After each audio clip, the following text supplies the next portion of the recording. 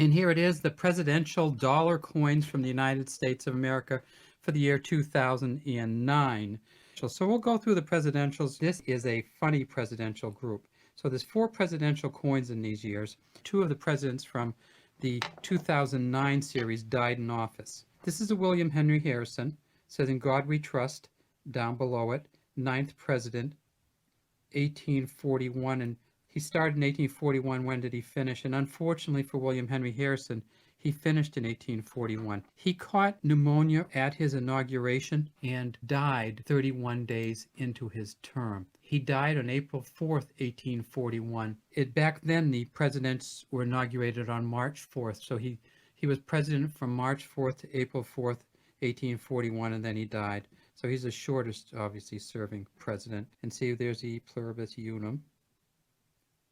And then there's the stars, and so we know what's going to come next, right? The date. And if we can get it just about right, how about right there?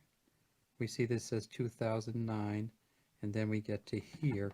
And these are hard to see, and I'm sorry I can't illuminate them better. There's the S there, 2009 S. William Henry Harrison was the first of the presidents in 2009, and of course on the back it's United States of America, $1, and this is called the Presidential Series. The next president was not elected. There he is right there. It's John Tyler. So when John Tyler took office, he hadn't been elected. It was the William Henry Harrison election, but he was vice president and ran with him. And so he served from 1841 until 1845. And that's John Tyler looking right. And then there's the "In God We Trust." He was the 10th president, of course. And there's the years. And that's why, remember on William Henry Harrison, we said there's only one date, the 1841, and that's because he died in 1841 and Tyler took over and served until 1845. Then he did not have a second term.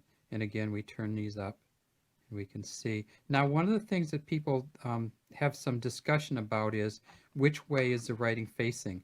They're both A and B sides to these. So the writing can be in the A position facing up with the portrait, or in the B position facing down when the portrait faces up.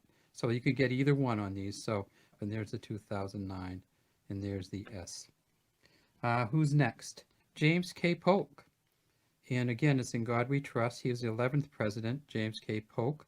And then let's just look at the back for James K. Polk a little bit. So it says United States of America. It actually has a Statue of Liberty on it, which of course honors our bringing in immigrants. It says $1, so that's a dollar sign and a 1, United States of America, and the torch kind of goes through this circle, and here we see that there is another inner circle going through the Statue of Liberty. These are all manganese brass coins, so they look a little gold, but they're not gold, and the value isn't really high. For each one of these presidentials, they're worth about $5.50 in yes version.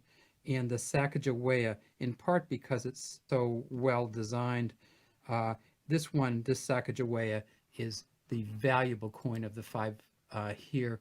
It is worth between $7 and $10. And then finally, I said we had 2 presidents who died in office, and here's the second of them in this group, and that's Zachary Taylor, the 12th president.